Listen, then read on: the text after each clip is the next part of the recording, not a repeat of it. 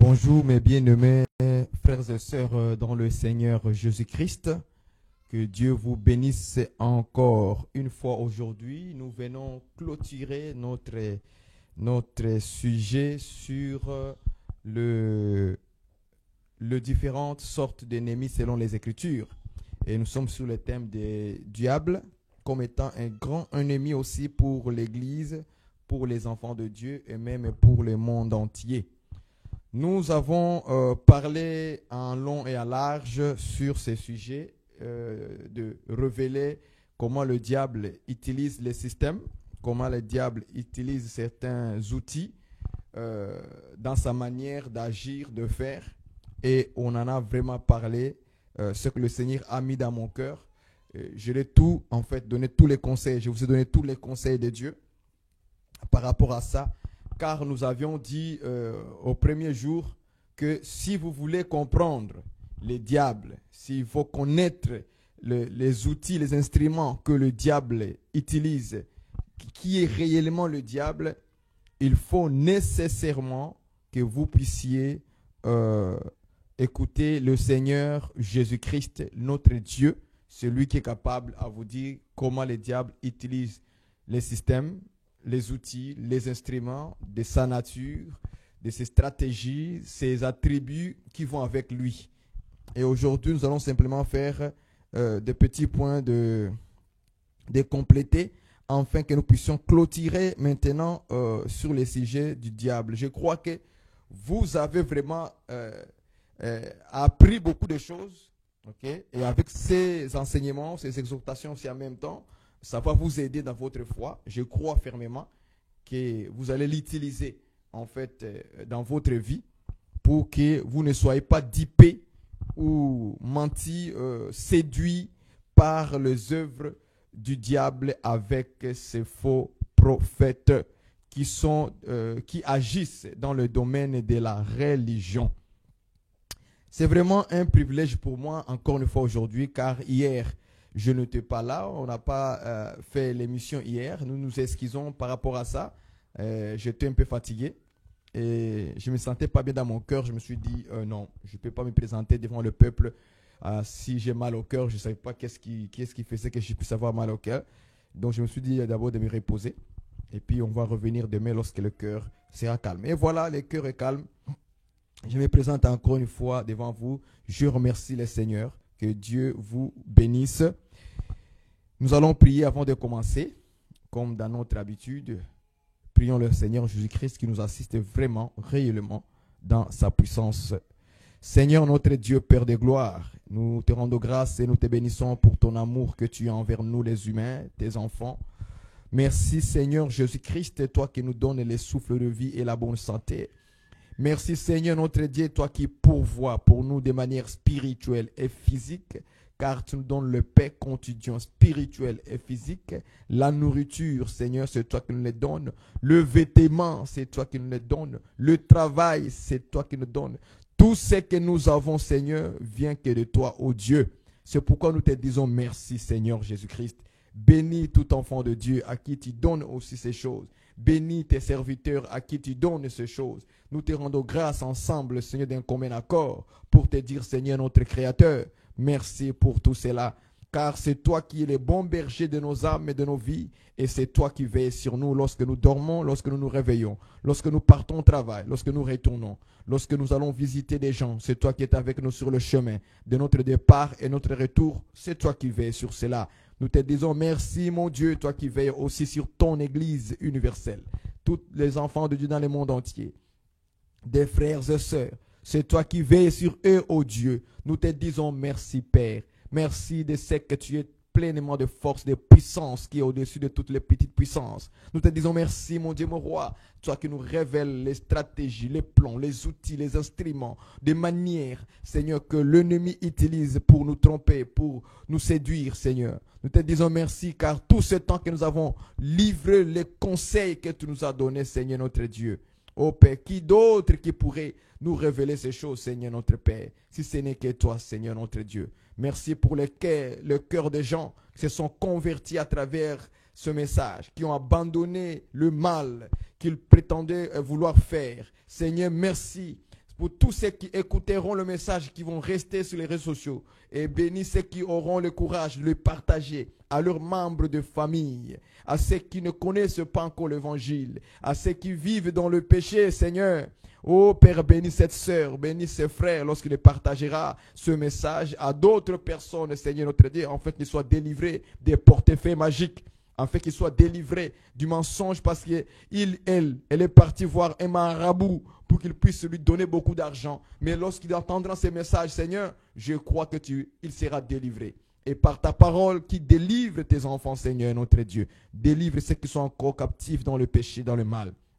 Nous bénissons ton nom par ces messages. Il y a une sœur, il y a un frère, Seigneur notre Dieu, que tu as libéré, Seigneur Jésus-Christ, dans les choses mauvaises qui contredisent la sainte doctrine. Nous te disons merci lorsque elle a entendu le message, ça lui a libéré complètement, Seigneur. Il s'est repenti devant toi, afin qu'il soit libéré. Seigneur, écoute les cris de son âme, les cris de son cœur. Ô Seigneur, et délivre là où le Seigneur notre Dieu de gloire, au nom de Jésus-Christ. Et même sur les hommes de Dieu, Seigneur, qui ne croyaient pas encore une fois sur des points doctrinaux que nous avons présentés. Et mais lorsqu'il a entendu l'enseignement, Seigneur, je t'en prie, oh Dieu, que tu l'éclaires, que tu éclaires mon frère, que tu éclaires celui qui prêche devant les hommes, celui qui se tient debout, Seigneur, ton envoyé, Père éternel, qui avait encore manqué quelques connaissances de la sainte doctrine. Mais quand il a entendu le message, il a été délivré, Seigneur, et avoir une bonne connaissance, une bonne doctrine selon ta volonté. Merci, mon Dieu, mon roi, pour cela. Je te rends grâce parce que tu es un Dieu merveilleux qui fait toutes choses bonnes à son temps. Nous te bénissons pour ce moment, notre Dieu de gloire, au nom de Jésus-Christ. Bénis ton peuple qui est à l'écoute ce soir. Amen. Que Dieu vous bénisse. C'était juste une inspiration de prière qui m'est venue tout de suite pour que je puisse bénir le Seigneur par rapport à cette œuvre qu'il a accomplie de nous révéler toutes les stratégies de l'ennemi, du diable, tous ces différents vêtements, différents manteaux qu'il porte pour nous tromper, nous séduire, pour se passer pour quelqu'un qui est vrai. En réalité, au fond de lui, il n'est pas vrai parce que la Bible dit que la vérité ne demeure pas en lui et il ne se tient jamais dans la vérité. Il se tient toujours dans les mensonges. Il se tient toujours dans la tromperie. Il se tient toujours dans la séduction. C'est sa nature, c'est son fond, c'est sa nature, le diable. Frères et sœurs, tout ce que je vous ai dit, ce ne sont pas loin de vous. Ils sont dans votre Bible. Mais parfois nous ignorons ces choses, on ne fait pas attention sur la manière que Dieu a présenté plusieurs fois. Il a décrit, il a révélé à ses enfants le diable, notre ennemi.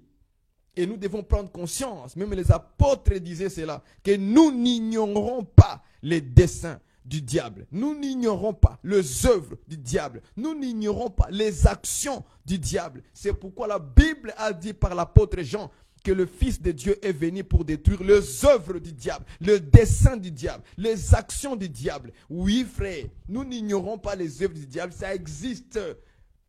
Ça existe vraiment dans la vie des gens. Quand vous vous promenez chez vous, au quartier, vous allez entendre « On a attrapé un sorcier ». L'œuvre du diable en manifestation. Et Jésus-Christ a apparu pour détruire ces œuvres dans la vie des gens. Si vous acceptez que Jésus-Christ est le Fils de Dieu, parce qu'aujourd'hui, bien-aimé dans le Seigneur, le Fils explique tout simplement la parole. La parole qui est l'enseignement aujourd'hui que nous vous présentons par le ministère doctoral. Est-ce que vous voyez ça? C'est la parole, le Fils. C'est la parole, c'est l'enseignement. C'est la loi. Est-ce que vous voyez ça? C'est la loi de Dieu. C'est ça le Fils bien-aimé dans le Seigneur. Lorsqu'on dit que le Fils a paru pour détruire les œuvres du diable, c'est pour dire que la parole a paru pour détruire les œuvres du diable. L'enseignement a paru pour détruire les œuvres. La loi de Dieu a paru pour détruire les œuvres du diable. C'est-à-dire que Dieu détruit aussi les œuvres du diable par sa parole, par son enseignement qui est la doctrine de Dieu. Doctrine de Dieu. Est-ce que vous comprenez ça? C'est sa loi. La loi de Dieu détruit les œuvres du diable. Et je vous ai montré par rapport à la loi, je vous ai dit que la loi ici, c'est que pourquoi Dieu a donné la loi aux enfants d'Israël, c'était pour qu'ils détruisent les œuvres du diable. Parce que quand les enfants de Dieu, les enfants d'Israël étaient en Égypte, quand ils étaient en Égypte, Dieu, quand il a fait sortir les enfants d'Égypte, les enfants d'Israël en Égypte plutôt, vous remarquerez que Dieu les a dit, vous ne ferez pas ce qui se faisait en Égypte quand vous étiez là-bas. Et vous ne ferez pas aussi ce que les autres nations, les Cananéennes font. Vous ne ferez pas cela. Pourquoi? Parce que les Cananéens, les Égyptiens, faisaient des choses contre la loi de Dieu. C'est la raison pour laquelle Dieu a donné la loi aux enfants d'Israël. Pour qu'ils contredisent, qu'ils détruisent les œuvres des Égyptiens et les œuvres des Cananéens. Vous voyez ça? Dieu va, par exemple, sur les actes abominables. Hein. Je prends un exemple. Sur l'acte abominable, l'homosexualité, par exemple. Quand Dieu donne la loi, il dit que l'homme ne couchera pas avec un homme comme on couche avec une femme. C'est une abomination aux yeux de l'Éternel.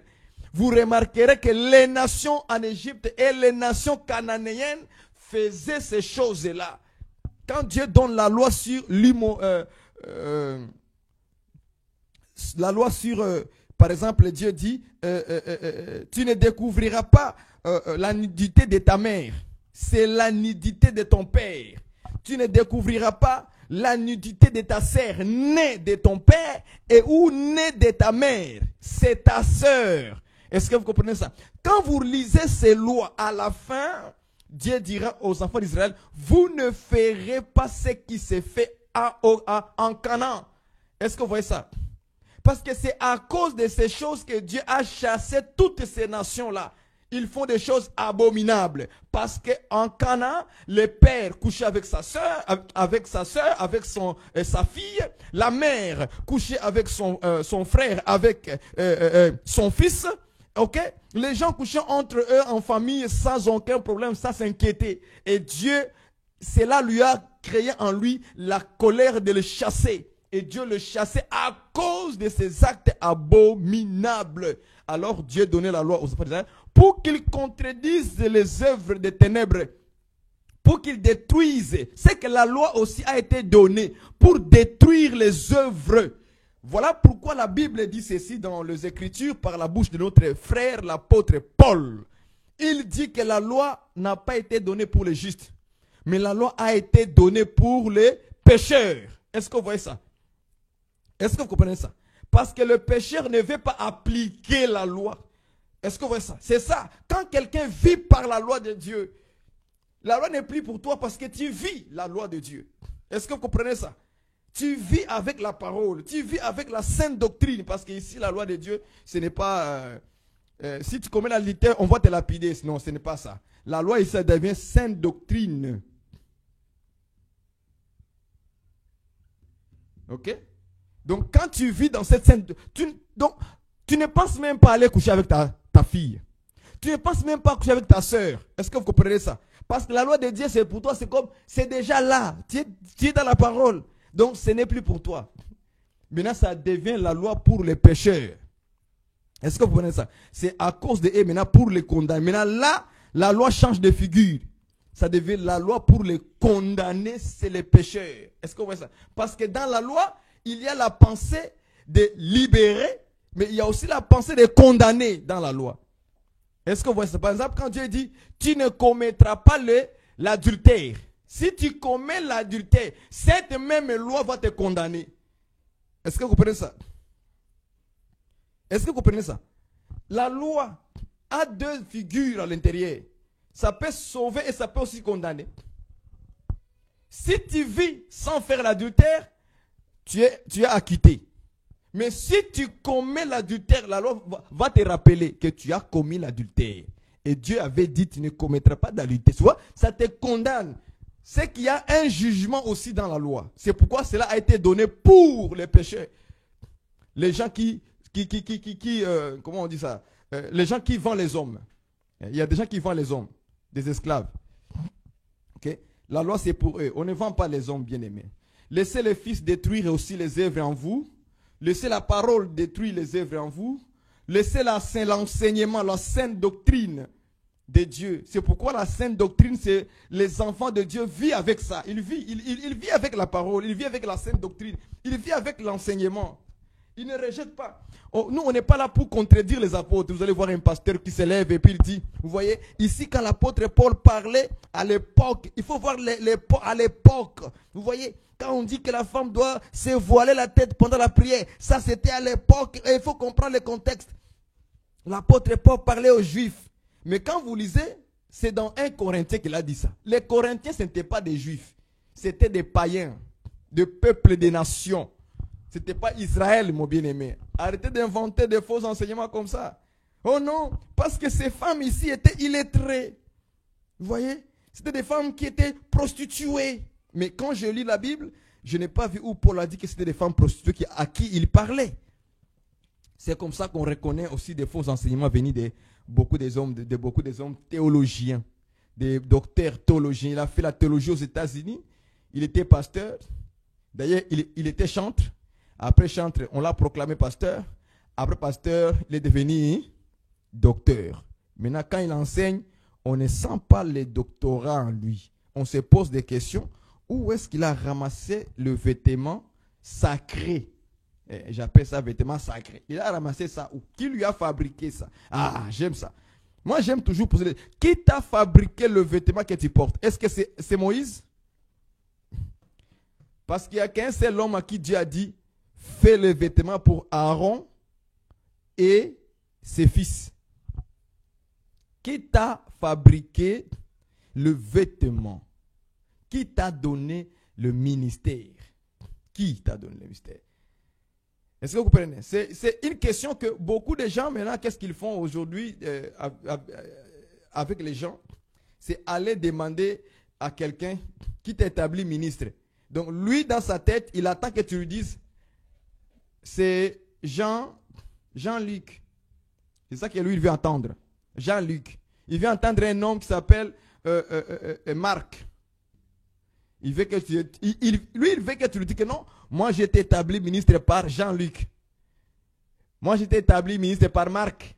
Mais moi quand je lis ma Bible, je ne vois pas un nom d'une personne qui a établi une autre personne au ministère de la parole. Quand je parle de ces choses, les gens me prennent comme quelqu'un, il amène un autre. Non, non, non, c'est la Bible. Je n'ai pas vu dans les Écritures quelqu'un établit une autre personne ministre de la parole et il lui dit, je te donne le ministère. Je n'ai pas vu ça. Il n'y a aucun qui a nommé non. Si vous entendez quelqu'un vous dire, moi j'ai été établi ministre par Jean-Marc, Jean-Luc, Marc, Matthieu. J'ai été établi ministre par un homme. Je vous donne d'abord une écriture avant qu'on rentre dans le survol d'aujourd'hui. Je prends avec vous Galates. Je crois que c'est dans Galates. Je crois. Oui, Galates chapitre 1, verset 1. Lisez ça chez vous. Vous allez comprendre que ce que je vous dis là, ce n'est pas des mensonges. C'est vraiment de la vérité. Galates 1, 1. Galates 1, 1, il est écrit ceci. Paul, apôtre, non de la part des hommes, ni par un homme, mais par Jésus-Christ et Dieu le Père, qui l'a ressuscité des morts. Donc, Paul confirme que lui, il n'est pas devenu apôtre par des hommes. Donc, un groupe des hommes, comme on le voit aujourd'hui, un groupe des hommes qui s'est dit, bon, on va faire une journée de consécration. Et puis voilà, nous viendrons établir le frère Barouani, il va devenir maintenant docteur reconnu. Alors, un groupe des hommes se met ensemble, des anciens, des diacres, ainsi de suite. Alors, une journée, le dimanche, ils vont couper le dimanche en deux. Une partie des prédications qui seront prêchées. Maintenant, après, il faut maintenant faire le service de consécration. Donc, ça veut dire que les frères là est devenu ministre par des hommes. Il dit ni par un homme, même un seul homme. Il ne peut pas établir, il ne peut pas lui donner le ministère. C'est impossible. Est-ce que vous comprenez ça? Tu ne peux pas donner à quelqu'un un ministère. Paul le refuse. Et moi, je crois à ce que Paul dit ici, au verset 1. Galates chapitre 1. Je crois à ça. Paul, apôtre, non de la part des hommes, ni par un homme. Donc je peux dire aussi, Barouani, docteur, non de la part des hommes, ni par un homme, mais par Jésus. Si Jésus ne te donne pas le ministère, si Jésus ne te donne pas le vêtement comme Moïse a donné à Aaron. Qu'est-ce que tu vas faire dans le corps d'écrit? Tu vas faire quoi? Tu vas créer les dégâts? Tu vas créer des fausses révélations? Tu n'auras pas la crainte aux Écritures. C'est pourquoi nous avons beaucoup de dégâts, parce que beaucoup de ministres sont donnés, beaucoup de gens ont reçu le ministère par des hommes ou par un homme. Parce qu'il s'accroche, c'est un prophète aîné, il s'accroche sur un homme de Dieu, et puis du coup un jour on le proclame, et puis il dit que c'est moi qui l'avais établi, et l'homme de Dieu là qui l'a établi, il devient orgueilleux. C'est moi qui l'avais établi ministre. C'est moi qui l'avais reconnu son ministère. Et les épaules sont montées en haut. Il devient, il se voit qu'il est devenu, oh là là, de l'orgueil.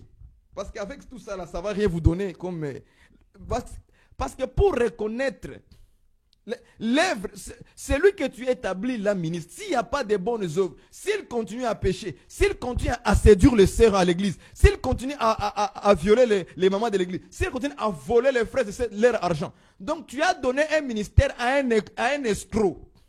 Laissez Jésus donner le ministère aux gens. Laissez-lui faire c'est son travail à lui, ce n'est pas notre travail. Ce n'est pas notre... Oh, aujourd'hui, non, ce n'est pas à toi de dire qu'aujourd'hui tu deviens. Il ne devient pas ministre aujourd'hui. Il a déjà été depuis dans le ventre de sa mère. Aujourd'hui, c'est l'accomplissement simplement. Est-ce que vous comprenez ça? Je vais prendre Hébreux chapitre 1. Je vais vous montrer qui donne les vêtements. Je prends Hébreux chapitre 7 ici, je crois. Là où il est écrit que Aaron ne s'est pas donné, parce qu'il y a une écriture qu'un frère m'a envoyé. Un frère comme ça m'a envoyé pour me poser là-dessus des questions charnelles. Et il me donne que vous, tu vois frère, Moïse et Aaron ne s'est pas donné les ministères. Ok? Aaron ne s'est pas donné les ministères. Donc, les ministères, ça ne se donne pas comme ça. Il faut que quelqu'un puisse te donner. Mais j'ai lu cette écriture, j'ai dit, mais attends. Aaron ne s'est pas donné le ministère, le sacrificateur, oui. Mais qui lui a donné, qui lui a établi d'abord le sacrificateur? J'ai lu l'écriture, mais les frères, ce qu'il dit, et ce que moi j'ai lu dans la Bible, c'est des choses contradictoires. Je me dis, mais est-ce que le frère a les yeux pour voir ce qui est écrit noir sur blanc d'abord? Arrêtez d'interpréter rapidement. D'abord, lis noir sur blanc. Qui a donné à Aaron de devenir sacrificateur? Beaucoup de ministres aujourd'hui veulent prendre la place de Dieu. Je suis en train de chercher l'écriture là. Pour que je puisse d'abord commencer déjà à donner des lumières. Parce que les jours où je reviendrai maintenant expliquer qui donne les ministères, vous aurez déjà la réponse en avance. Parce que moi, je n'aime pas cacher les choses. Ça ne servira à rien. Frère, tu es appelé à être évangéliste, commence à évangéliser.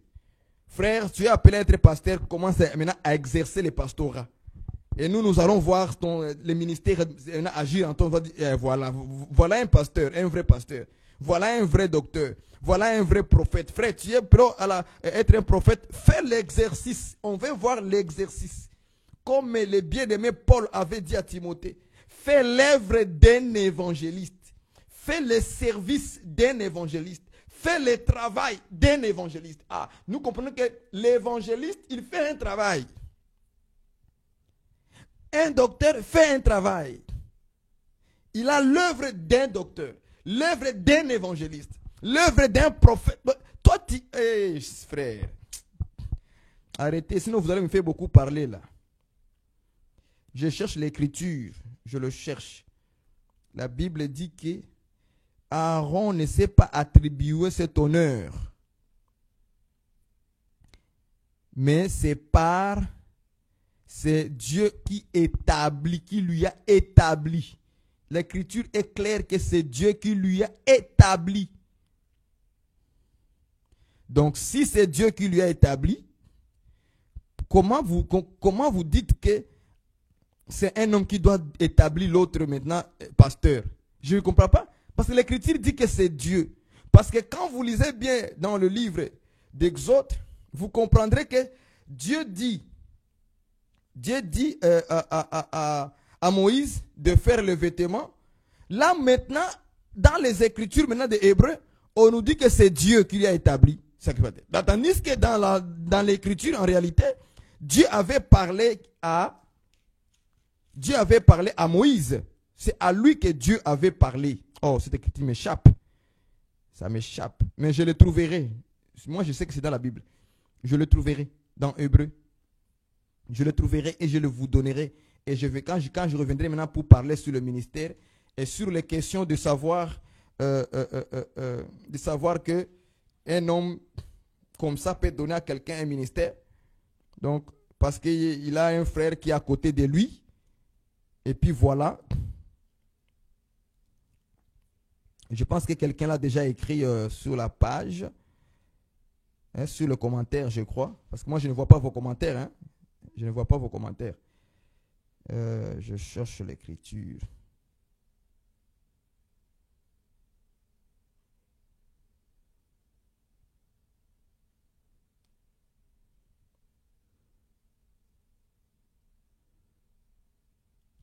Où Aaron ne s'est pas donné cet honneur de devenir sacrificateur. Mais c'est Dieu. Mais bon, bref, je reviendrai là-dessus la prochaine fois. Ne vous inquiétez pas, je sais que l'écriture existe quelque part, car Aaron ne s'était pas donné cet honneur de se donner sacrificateur, mais Dieu l'a établi. C'est Dieu qui l'a établi sacrificateur.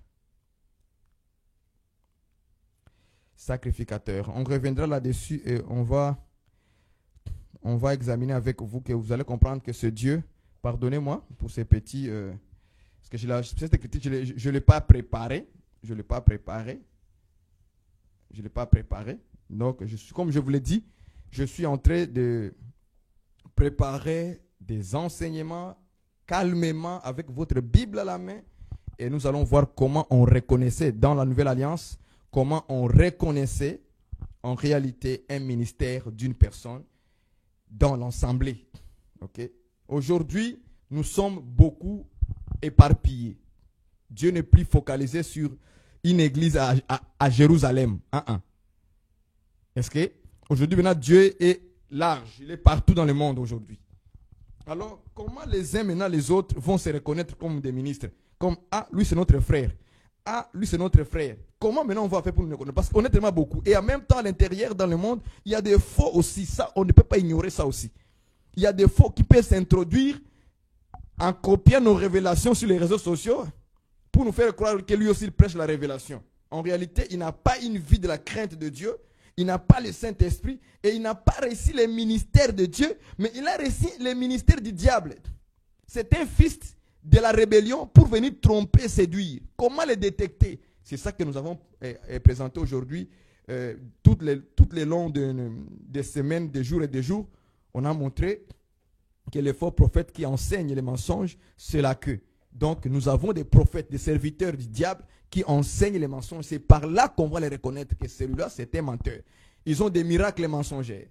Ils ont des prodiges mensongers. Tout ce qu'ils font, c'est du mensonge. Des guérisons mensongères. Est-ce que vous comprenez cela? On les reconnaît par leurs fruits, par leurs actes, par leurs œuvres qu'ils font, par leur ministère même. Les ministères où le pasteur fait les ballons pour donner l'onction aux gens. Vous voyez un peu des choses comme ça. Les pasteurs qui boivent de l'eau, puis il dit, ouvre ta bouche. L'eau qu'il a bu dans sa bouche, il te met aussi dans ta bouche pour te guérir. Nous comprenons que c'est l'œuvre du diable vraiment en œuvre. Il n'a pas reçu le ministère de Dieu, mais il a reçu le ministère du diable. Maintenant, aujourd'hui, je vais survoler beaucoup. On ne va pas parler longtemps. Je vais juste vous survoler par rapport aux quelques points que je n'ai pas dit, mais je vais seulement les survoler, les diables. Dans la Bible, on appelle les diables les princes. Le prince de ce monde, ou de ce siècle, si vous voulez bien, de ce monde, ou de ce siècle. Vous allez trouver ça dans la Bible. C'est aussi des attributs qu'on lui donne. Jean 14, vous allez lire ça chez vous. Jean 14, verset 30. Nous prenons aussi le chapitre 12, verset 31. Nous allons prendre aussi chapitre 16, verset 11. Quand vous lisez ces passages, j'ajouterai même avec Éphésiens. Éphésiens 2, 2. Ok? Quand vous lisez ces passages, vous allez comprendre que Jésus-Christ parle sur le terme des princes de ce monde. Les princes de ce monde. Vous voyez? C'est le diable en fait. Il vient de parler du diable. Le diable aussi a le titre, a l'attribut d'un prince. Comme Jésus-Christ de l'autre côté, il s'appelle le prince de paix. Prince de paix. Est-ce que vous comprenez ça? Jésus-Christ, lui, s'appelle prince de paix. Mais le diable, lui aussi, s'appelle le prince de ce monde. Le prince de ce siècle. Est-ce que vous comprenez ça? Voilà pourquoi Jésus-Christ, comme étant le prince de paix, nous avons la paix du cœur par Jésus-Christ. Nous avons la tranquillité par Jésus-Christ. Est-ce que vous comprenez ça? Ne soyez pas séduits avec la paix du monde. Où il faut différencier la paix de Jésus et la paix que le monde donne. C'est très important, frères et sœurs. La paix que Dieu donne et la paix que le monde donne, ce n'est pas la même paix. Non, pas du tout. C'est deux sortes de paix différentes. La paix de Jésus, ça te conduira toujours à la bonne manière d'agir. C'est la raison pour laquelle la Bible dit cherchez la paix avec tous.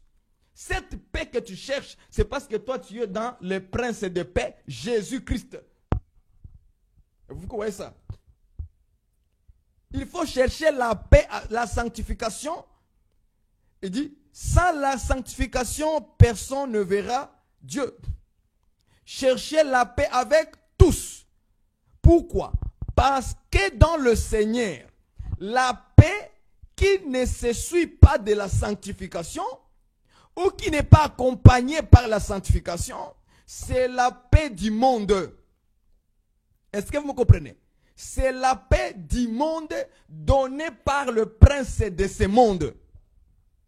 Le diable, c'est aussi un prince de ce monde. Est-ce que vous comprenez ça? La paix sans la sanctification, accompagnée par la sanctification, c'est une fausse paix. Je le répète plusieurs fois pour que ça rentre dans vos oreilles. Parce que si nous cherchons la paix sans la sanctification, la Bible dit que vous ne rentrerez pas dans le royaume. Le monde aussi donne la paix aux gens. Oui, oui. Le monde donne aussi la paix aux gens. Regardez, les gens qui sont dans les bois de nuit, ils sont calmes. Ils boivent tranquillement. Ils dansent, ils sont dans la joie. Ils sont dans la paix, ils sont paisibles, ils boivent vraiment, mais dans les péchés, vous voyez, c'est la paix sans la sanctification. Est-ce que vous comprenez ça? Le diable est capable de fabriquer une paix. On appelle ça la paix mensongère. La paix de la tromperie, c'est comme ça que je l'appelle. C'est la paix de la tromperie. Vous allez voir une fille qui se livre au péché, à la prostitution. La fille sort avec un garçon sans l'avoir marié. Elle reçoit des cadeaux de son, entre guillemets, de son chéri. Il lui donne des cadeaux, la fille est tranquille. Même si on ne les marie pas. Tu as déjà 35 ans, toi. Hein? 35 ans avec les garçons. Et il ne se présente jamais. Non, je suis dans la paix, j'ai toutes choses. Il m'offre toutes choses. Et en plus, elle se glorifie dans ça. Quand elle va avoir 40 ans, c'est là maintenant qu'elle commence maintenant à penser à se marier. Maintenant, cet homme-là qui t'a donné tout pour te faire croire que tu es bien comme ça. Voilà, tu es dans la paix, tu es dans la joie. Voilà, tu es tranquille, n'est-ce pas? Tu es paisible. Parce que tu es paisible, voilà. Tu as les cadeaux, tu as les souliers, tu as les vêtements, tu as les faux cheveux que je te donne, les maquillages que tu veux, je te donne. L'argent, je te donne, tu ne manques pas l'argent. Ça, c'est un homme comme ça, ma soeur. Il vient du diable. Il est utilisé par les démons qui crée une fausse paix, qui donne un cœur paisible, mais tout en te mangeant doucement, en te conduisant dans le péché, et tu vis comme ça. Et le jour maintenant où tu vas mourir, si tu meurs là maintenant, tu vas aller où? Tu vois comment le diable t'a créé une fausse paix. Et ça, là, c'est la vie des gens. Hein. Beaucoup de gens vivent comme ça. Beaucoup de filles aujourd'hui, ici au Canada, aux États-Unis, vous voyez, en Afrique, beaucoup vivent comme ça. Une fille qui a déjà commencé, la fille a connu les garçons à l'âge de 24 ans. Aujourd'hui, elle est rendue à 35. Avec les mêmes garçons là. Mais les garçons, depuis les 24 ans jusqu'à 35 ans, ils ne s'est jamais présenté chez vous. Pose-toi des questions après une année, là, après 6 mois, après quelques mois. Pose-toi d'abord la question, est-ce que vraiment il va me marier?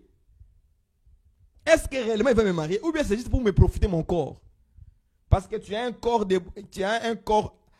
d'argile, hein? Un corps argitique. Voilà. C'est ça.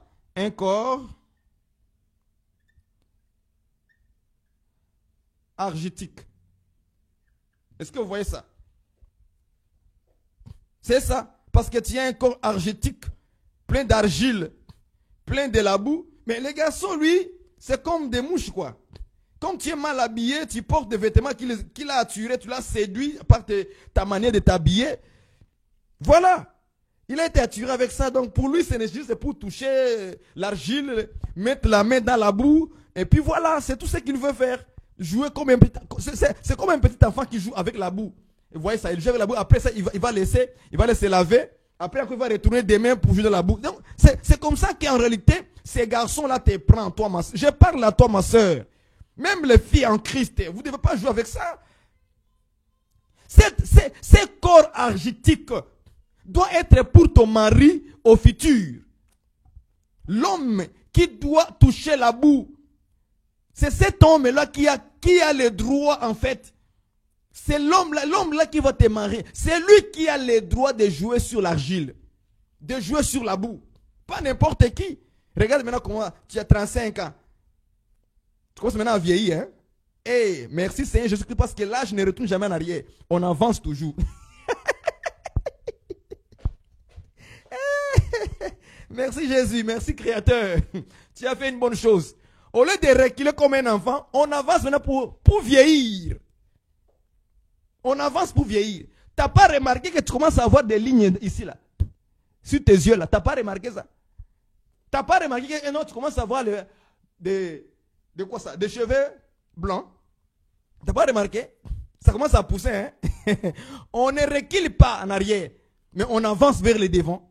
Tu avais 24 ans, maintenant tu as 35 ans. Et ça devient sérieux, là. Tu devais aussi penser intelligemment comme ça aussi. Dis, mais depuis l'âge de 24 ans que je l'ai connu, là. Maintenant j'ai 35 ans. J'ai 30 ans. J'ai 31, 32, 33. Mais l'homme ne se présente toujours pas à la maison. Mais c'est qu'il veut seulement me profiter. C'est incroyable. Et puis tu résistes là-dedans, dans le péché. Donc tu résistes dans le péché. Oh non, je suis paisible. Le diable, c'est le prince de ce monde. Il crée des fausses paix sans la sanctification. Parce que la seule chose que le diable, ma soeur, je te parle à toi de manière facile à comprendre, avec intelligence. Est-ce que vous comprenez ça? La seule chose que le diable ne peut pas produire, c'est les gens. C'est la sanctification. Vivre la parole, la saine doctrine. Est-ce que vous comprenez ça? Même dans les églises, dans les assemblées, vous allez remarquer cette espèce de choses qui s'est passée avec les sœurs et les frères. Ils se mettent ensemble en train de se connaître. Mais ça fait 20 ans, ils sont là. Pas de signes de présentation, pas de pasteur, moi avec la sœur. Non, non, ils font ça en cachette. Donc, ça fait 2 ans, 3 ans, 4 ans, d'autres même 10 ans. Ils se parlent au téléphone. Je parle de la vie des gens dans les assemblées là. C'est ça que je parle. 10 ans, vous êtes la sœur et le frère sont en train de se connaître. Il n'y a toujours pas de signe. 10 ans. 10 ans. Les pasteurs ne savent même pas que la sœur chante là avec le frère pianiste. Ils se parlent. Ils se flirtent un peu. Vous voyez, ils s'amusent. C'est eux qui nous amènent les péchés dans l'église. De telles personnes comme ça là, ils nous amènent les péchés dans l'église. C'est eux qui sont l'auteur de beaucoup de péchés dans les églises.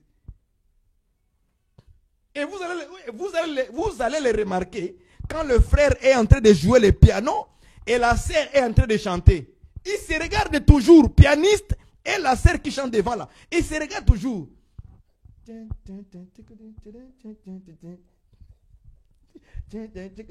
se donnent des signes pendant la louange, pendant l'adoration. Et leur cœur là n'est pas dans la présence de Dieu. Leur cœur est ailleurs.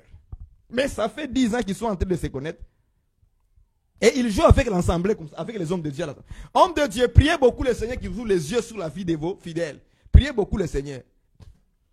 Priez beaucoup Dieu. Que ces gens de personnes-là soient dévoilés. C'est pendant la louange, l'adoration, les deux personnes sont en train de se regarder, en train de se donner des signes aux yeux.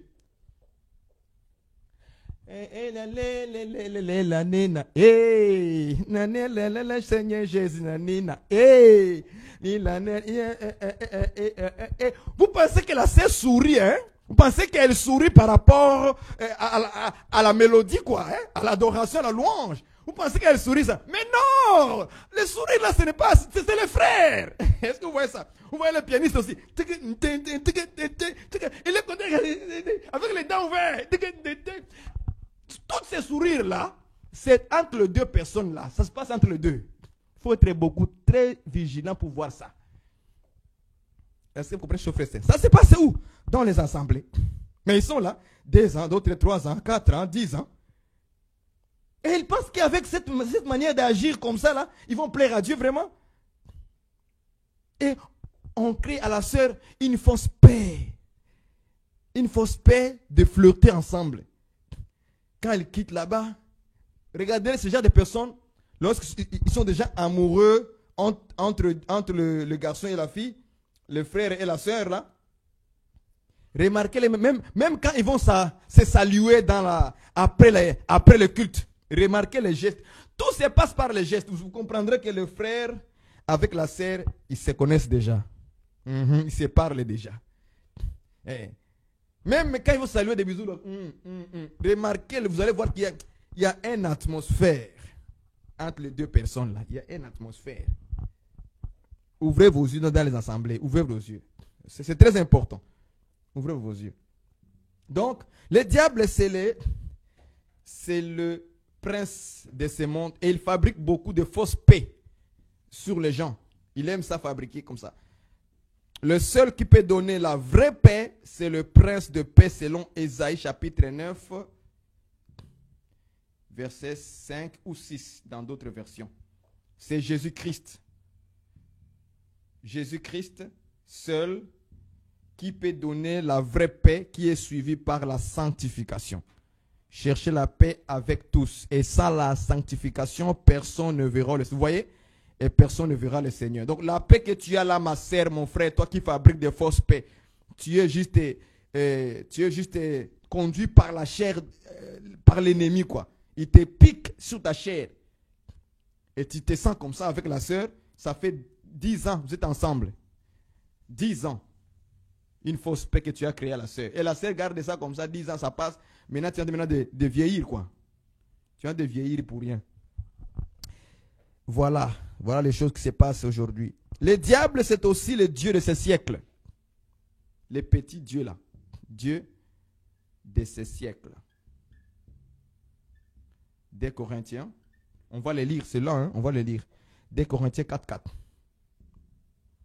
Des Corinthiens 4.4. Rapidement. Je vous ai dit que je vais beaucoup survoler sur ça pour qu'on finisse ça. Et puis on va commencer d'autres choses la semaine prochaine. Des Corinthiens 4.4. Je vais juste survoler, et puis on va en finir, clôturer ce message sur le diable.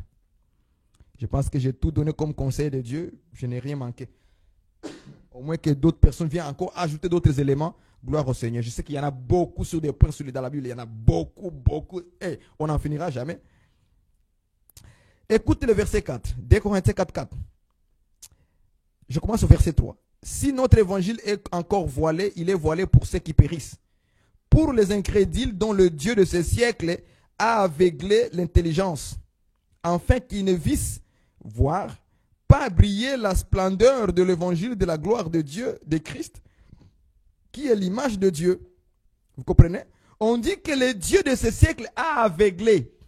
C'est que le diable a la capacité d'aveugler.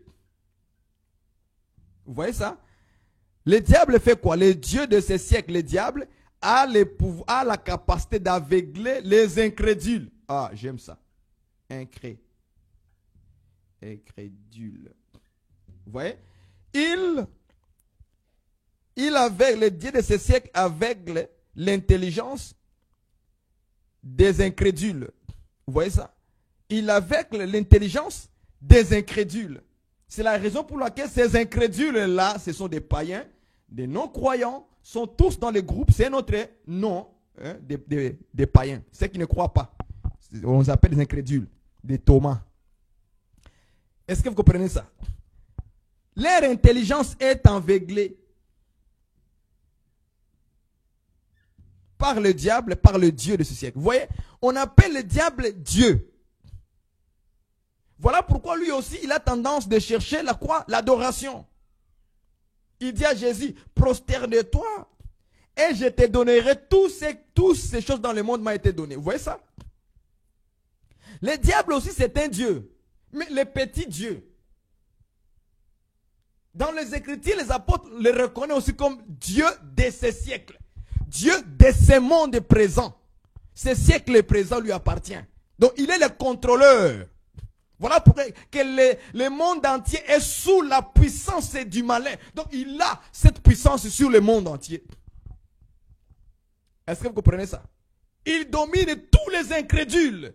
Tous les païens, il les domine, il mange. C'est comme le serpent qui mange la poussière. Il mange tous ceux qui n'ont pas Christ, tous ceux qui n'ont pas l'enseignement, tous ceux qui n'ont pas la parole de Dieu, tous ceux qui n'ont pas l'évangile. Il prend pas, il les domine, il les mange. Mais il ne mange pas l'église. Il ne mange pas moi. Il ne te mange pas toi, mon frère, ma soeur. Pourquoi? Parce que tu as le sang. Tu as le sang en toi. Tu es la poussière mélangée avec le sang. Selon la loi. Quand Dieu avait dit à Moïse que lorsque un enfant d'Israël tuera un animal pur, le sang qui va couler, il va prendre la poussière et il va le couvrir avec. Maintenant, cette poussière-là, à l'intérieur, il y a du sang. Le sang de la brebis ou le sang de l'agneau. Ou bien un oiseau pur. Est-ce que vous comprenez ça? Cette terre-là, en elle, il y a le sang, c'est toi et moi. C'est toi et moi, nous avons le sang, c'est la vie. C'est Christ maintenant qui est dans nous parce que la poussière, c'est l'homme. Le serpent ne peut pas croquer, manger la poussière qui est mélangée avec du sang, qui contient le sang. Est-ce que vous comprenez ça? C'est ça l'église aujourd'hui. Nous avons la vie de Jésus. Celui qui est le Fils a la vie. Est-ce que vous comprenez? Donc il ne peut pas manger le diable. À ce cas-là, il ne peut pas faire. Il ne peut que contrôler qui alors? Les incrédules. Il peut aveugler qui? Les incrédules. Il peut les conduire où? Partout là où il veut. Parce que quand on parle de l'aveuglement, on parle de voiler. Vous voyez ça? C'est être voilé. Ce n'est pas voir. Aveugle. Donc tu es voilé. On te ferme les yeux. Tu ne pourras jamais comprendre les Écritures. Tu ne pourras jamais comprendre Dieu. Tu ne pourras jamais comprendre la vérité. Tu ne pourras jamais saisir qui est Dieu réellement. Est-ce que vous comprenez ça? Même l'œuvre de la croix, même si on te dit comment, parce qu'il a aveuglé, parce qu'il a fermé ton intelligence, il a voilé ton intelligence. Parce que le Dieu de ciel, il voile les gens pour que les gens ne comprennent pas. Parce que intelligence, c'est dans l'intelligence où on comprend. Comprendre. C'est dans l'intelligence où on comprend les choses. C'est pourquoi quand tu vas à l'école, si tu n'es pas intelligent, tu verras que tu n'as rien compris ce que le professeur a expliqué. Tu n'as rien compris. Pourquoi? C'est dans l'intelligence où on comprend. C'est dans l'intelligence où on peut saisir les choses. L'intelligence de beaucoup de gens de manière spirituelle a été aveuglée. Vous allez voir un docteur en philosophie, bien costumé comme moi, bien vêtu comme moi. Ah, vous dites maintenant, ça c'est un philosophe. Il a beaucoup étudié. Il a beaucoup il a lu beaucoup de livres, les livres grecs, les livres juifs, les livres ceci, les livres français. Tel auteur avait écrit sur l'histoire de terre de Jésus. Il a lu tous les livres. Conclusion, Dieu n'existait pas. Conclusion, Jésus n'a jamais existé. Conclusion, Jésus c'était une histoire inventée. Vous voyez? Mais il s'est dit, il est docteur en philosophie. Est-ce que vous prenez ça? Et quand lui, il voit le titre docteur en philosophie, ça veut dire que lui, il a toute la connaissance du monde entier. C'est ça qu'il croit. Le diable le fait croire comme ça. C'est ça, aveuglement de l'intelligence. Lui, vraiment, il croit vraiment. Oh, moi, je suis l'homme le très intelligent. C'est faux. Il n'est pas intelligent. Dieu dit que celui-là, il est quoi? Aveuglé. Son intelligence est aveuglée. Est-ce que vous voyez ça? Maintenant, lui, il voit son intelligence scolaire. L'intelligence qu'il a eu ça naturellement quand il était à l'université. C'est ça que lui, il voit comme intelligence. Frère, vraiment, il y a l'intelligence et l'intelligence. Il y a vraiment l'intelligence et l'intelligence. L'intelligence qui est fermée ici, qui est aveuglée, c'est l'esprit. Parce que c'est dans l'esprit de l'homme où Dieu a mis la compréhension des choses. Ce n'est pas l'intelligence de la tête. En réalité, à l'école, on n'est pas intelligent. On bloque seulement des choses. On bloque. Quand on te dit 1 plus 1 égale 2. Toi, qu'est-ce que tu fais? Tu bloques. Et nous, on appelle ça l'intelligence. Vous voyez un peu la malignité des choses de là? Quand on te dit, non, en français, lorsque vous écrivez, je suis parti,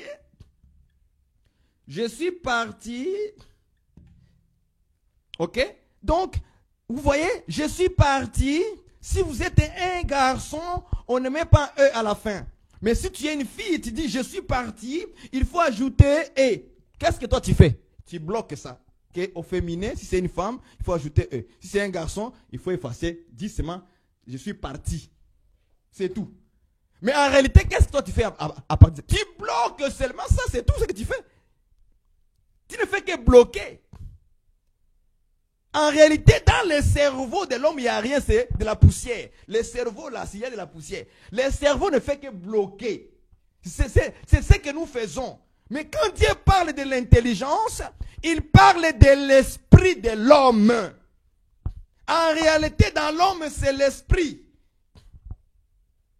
L'homme, c'est dans cet esprit-là qu'il y a la compréhension. Nous allons lire l'écriture de Luc. Je pense que c'est Luc 24,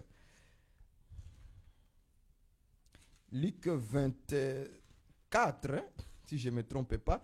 Là où Jésus a ouvert l'esprit, en fait qu'il comprisse les Écritures. Voilà, je suis là. Lisons avec vous Luc. Luc, prenez votre Bible, Luc 24, ok, verset 45. Lisons ça. Écoutez maintenant ce que Jésus dit. Alors, Jésus-Christ, leur ouvrit l'esprit, afin qu'ils comprissent les Écritures. Donc, pour comprendre les Écritures, il faut qu'on te fasse quoi alors? Selon l'Écriture ici, noir sur blanc. Il faut qu'on t'ouvre l'esprit. Alors quand on dit que le diable, le Dieu de ce siècle, a aveuglé leur intelligence, a aveuglé les incrédules, leur intelligence, en fait qu'ils ne voyaient pas. Le mot voir là, ce n'est pas voir comme ça avec les yeux là, de la chair. Non, c'est pour comprendre. En fait qu'ils ne comprissent pas l'évangile qu'ils entendent. Donc ils entendent seulement, Jésus est venu nous sauver, mais ils ne comprennent absolument rien du tout. Pourquoi? C'est à partir de leur intelligence, de leur esprit, où il y a un problème. Ils aveuglent, ils voilent leur intelligence, ils voilent leur esprit. Donc tu vois quelqu'un qui est vraiment un docteur en sciences, il s'élève contre Dieu. Et il écrit des livres contre Dieu, contre Jésus, contre l'évangile. Il dit que ce sont des histoires. Vous pensez pourquoi il fait tout ça? Son esprit est aveuglé. Son esprit est voilé. Il ne comprend absolument rien du tout. Et le diable lui donne le courage, la force de contredire ces choses-là. Et il les enseigne à l'université et les gens croient là-bas à l'université que vraiment tu es un scientifique. Vraiment tu es un philosophe. Vraiment toi, il n'y a pas de comme toi. Toi seul tu es le vrai. Ouais, là maintenant l'orgueil monte encore. Et là, le diable à ce moment-là, le diable est en train d'inspirer les gens pour lui l'élever encore, l'élever encore. Et là, il se sent. Quand vous lui posez des questions, il parle le français, un français universitaire. Je déteste ce genre de choses quand je le vois avec un français universitaire, mais il vient contredire Dieu. Je déteste ça. Malgré qu'il parle un bon français, un bon anglais, you know, it's the money, and the Christ is saying, if you still need a race, Jesus, God is no God, is no God. Vous pouvez voir qu'il parle bien, mais c'est l'enfer. Vous voyez, je vous dis que donc Dieu n'existe pas parce que, regardez, quand vous prenez de l'eau, il parle français universitaire. Mais le diable est dans le français universitaire. Il a fait quoi à ce moment-là? Il a aveuglé son intelligence, son esprit. Il ne comprend absolument rien du tout. Même sa propre vie ne comprend pas. Il pense qu'il existe par lui-même. Et c'est comme ça qu'ils ont créé des sciences, soit disant que l'homme vient des singes. Ce sont les scientifiques qui ont amené ça. Ce sont ces hommes incrédules à l'évangile. Ils ne voient pas la splendeur, l'image de Dieu. L'évangile qui resplendit, ils ne voient pas ça. Et ils voient que l'évangile, c'est une fausseté. L'évangile, c'est une invention. Jésus a été inventé par certains gens comme ça qui vivaient à l'orient de l'Asie. À peu près en Irak et en Iran, dans les coins là-bas. C'est comme ça qu'ils font.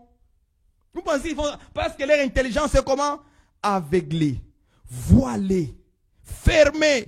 Ils ne peuvent rien comprendre. Leur esprit n'est pas encore ouvert. Il faut nécessairement que Jésus-Christ fasse quoi? T'ouvre l'esprit. Ah, j'aime ça. Qu'il t'ouvre l'esprit. Et j'aime ce que l'apôtre Paul dit. Il dit que Dieu vous donne un esprit de la révélation. Et qu'il illumine les yeux de vos cœurs. Donc le cœur a des yeux. Le cœur a les yeux pour voir. Oui, frère, ma soeur. Ton cœur à l'intérieur, tu as des yeux pour voir. Et pour qu'on puisse voir l'évangile, pour que tu puisses comprendre l'évangile, il faut nécessairement que Dieu t'ouvre les yeux du cœur, les yeux de ton esprit, qui te donne la compréhension dans ton esprit. Là, tu seras sauvé. Si Dieu te laisse comme ça, que le diable prend de toi, il te fait de toi un aveugle, tu vas marcher toute ta vie en train de tâtonner. Vous voyez quelqu'un avec les deux yeux physiques comme ça, là. Mais en réalité, il n'y a rien.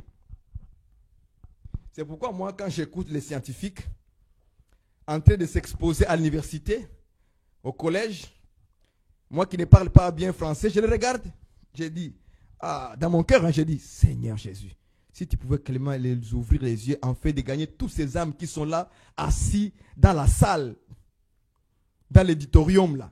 Il y a des milliers de jeunes qui sont là en train de l'écouter, tous en silence. Et lui comme un prédicateur maintenant. Vous voyez ça? Mais en train de faire quoi? D'aveugler encore d'autres personnes encore. Avec le français universitaire. Plein de mots que nous-mêmes, on ne comprend plus, on ne comprend pas. Si tu ne vas pas à l'université, tu ne comprendras jamais les mots qu'il utilise. La sophistication de la concrétisation de l'astrologisation. Donc, vous ne comprenez pas des mots qu'il amène. Il a trouvé ces mots-là où? La pathologisation. Il a trouvé ça où? Hein? Tous ces gros mots-là, pour juste le diable est un fabricateur. C'est ça qu'il fait. Quand il veut aveugler les gens, pour ne pas comprendre l'évangile, il amène des noms compliqués. La feuilletologisation. Vous ne comprenez pas? C'est tous ces mots-là, il amène ça où? Juste pour vous troubler. Il dit, waouh, ça c'est quoi encore? Waouh, waouh. Et là, dans la salle, les gens prennent les notes. la stratégisation. Ils sont concentrés. En plus en silence. Concentrés dans les mensonges. Concentrés dans l'aveuglement du diable. Mais ils sont concentrés. Et c'est encore ces gens-là qui vont enseigner nos enfants. Voilà pourquoi nous devons faire très attention à nos enfants à la maison. Prêcher la Bible à les enfants. Ayez du temps à communiquer à nos enfants la sainte doctrine.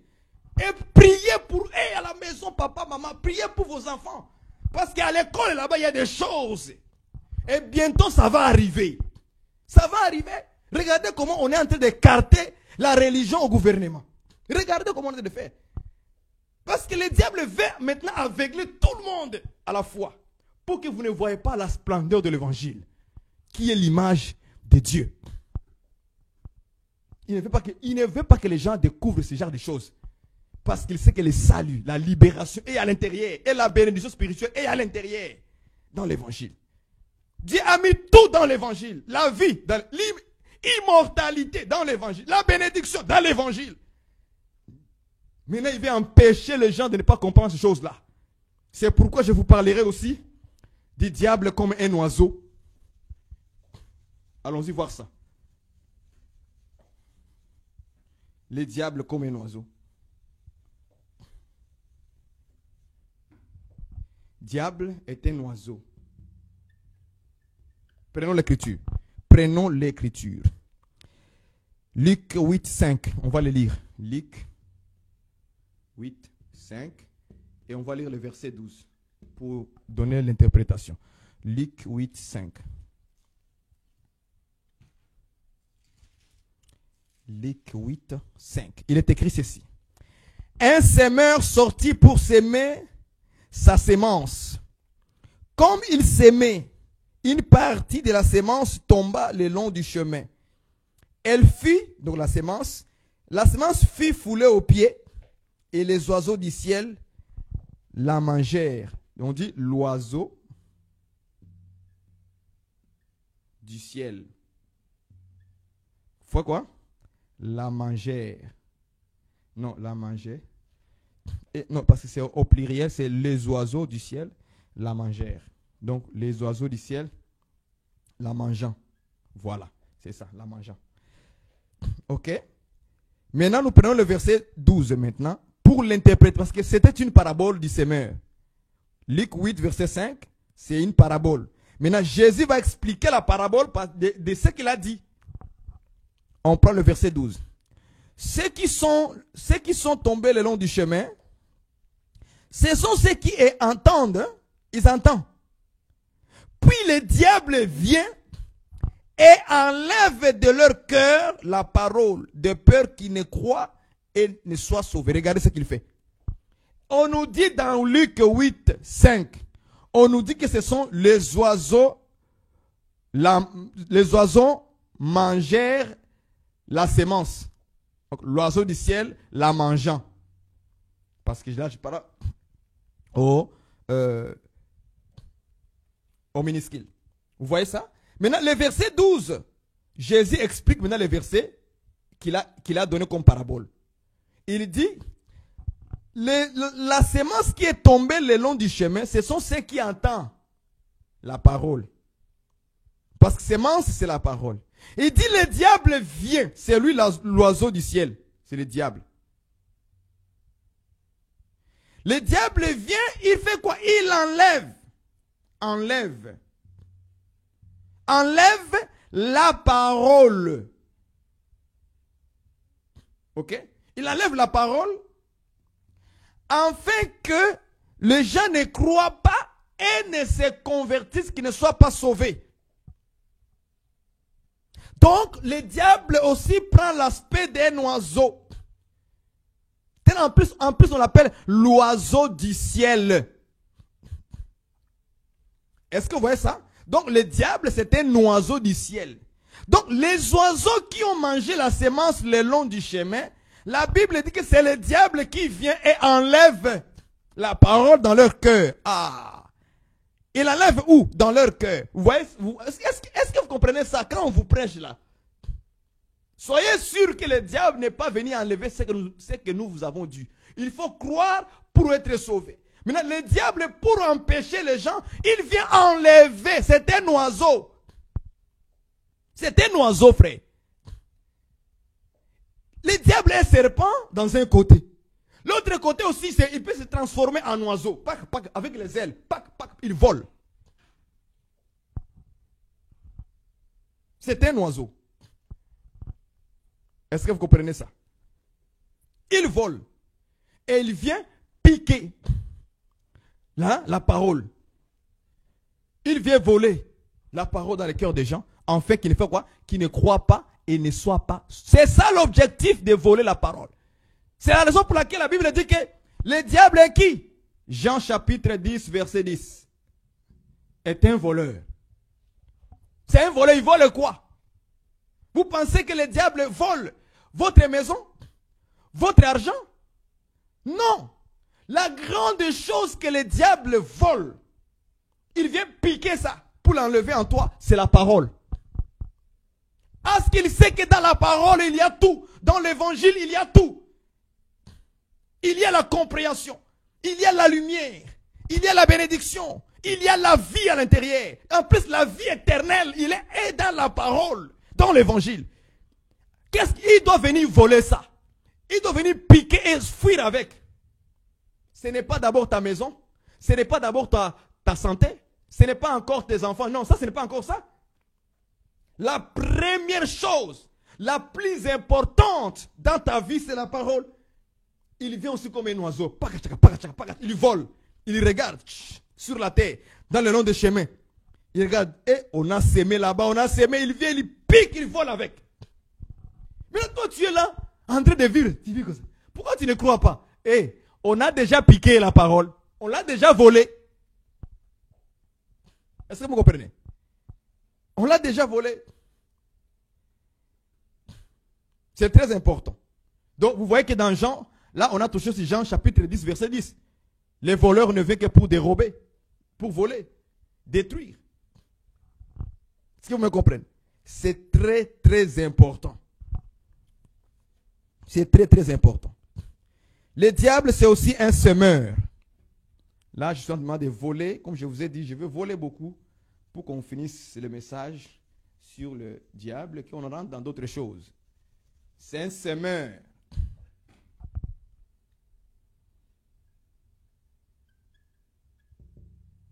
Le diable aussi, c'est un semeur. Nous allons lire dans le livre de Matthieu 13.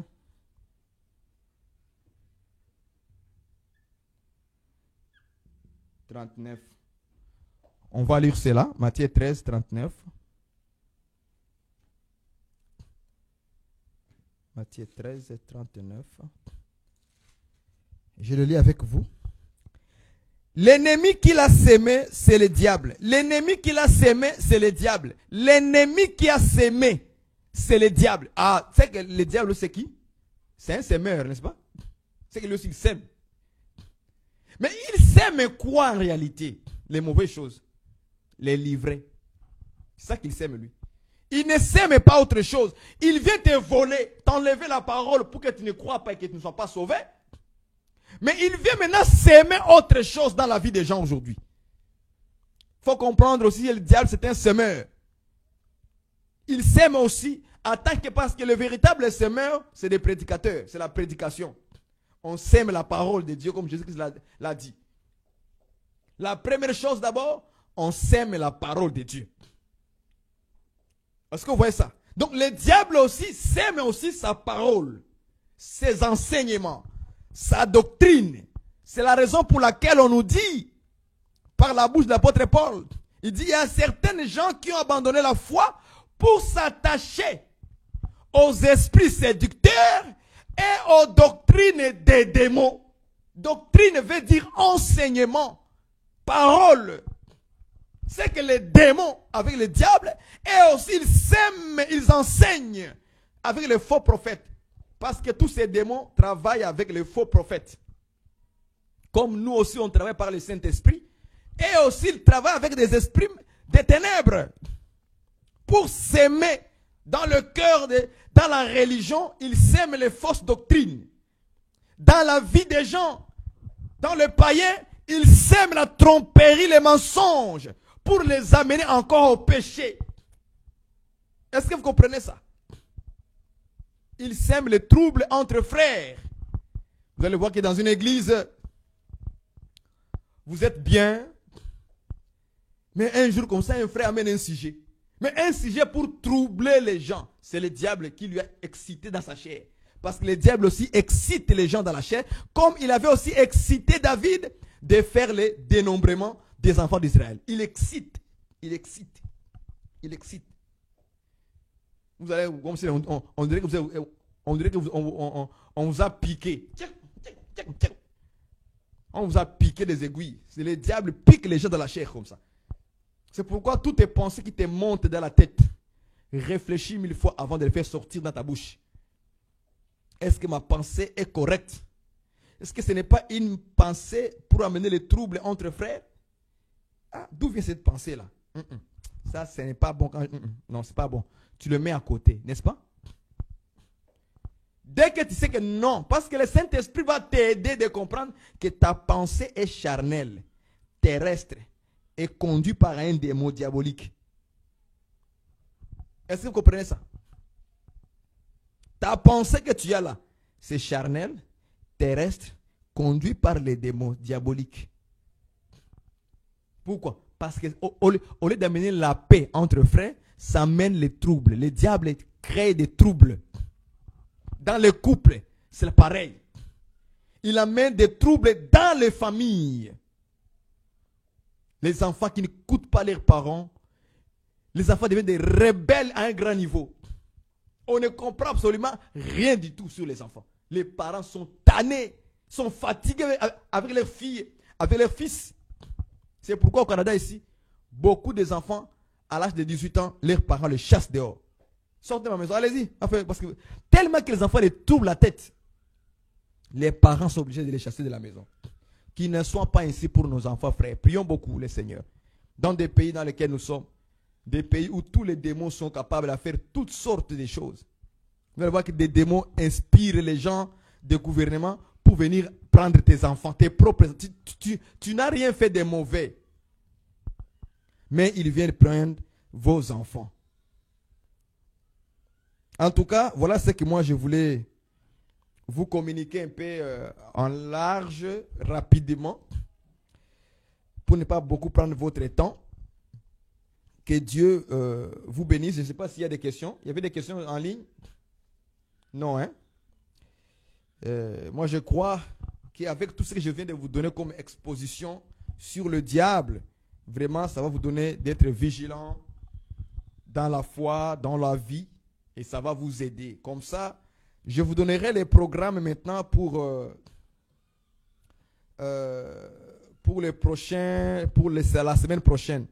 Le dimanche, demain plutôt vendredi, nous aurons une dernière étude sur suis-je votre frère, suis-je votre ennemi quand je vous dis la vérité. Donc il y a aussi ce genre d'ennemis, les derniers ennemis qu'on parlera demain le vendredi, et après le lundi prochain on prend un autre livre. Nous entrons dans une autre, selon l'inspiration du Saint-Esprit qui va me donner le sujet à amener le lundi. Mais demain on parlera sur suis-je devenu votre ennemi en vous disant la vérité? Et cela va nous clôturer pour finir cette grande étude sur les différentes sortes des ennemis selon les Écritures. Donc demain, on va clôturer par cette étude-là. Suis-je devenu votre ennemi en vous disant la vérité? Que Dieu vous bénisse et à demain. Plaisez à Dieu, que Dieu donne la force encore de parler sur ces points-là qui commencent à nous amener des querelles entre frères, parce que lorsqu'on te dit la vérité, tu commences à créer des ennemis déjà. Tu lui fais de l'autre un ennemi. Ça, dans la Bible, c'est interdit d'être comme ça. On en parlera demain. Seigneur notre Dieu, nous te bénissons, nous te rendons grâce. Bénis mes frères, mes sœurs. Toi qui nous as mis à l'abri de nous révéler toutes ces choses. Que cela maintenant nous donne la vigilance, la manière de bien discerner les choses. Au nom de Jésus-Christ, ainsi nous avons prié. Amen. Bye bye et à la prochaine.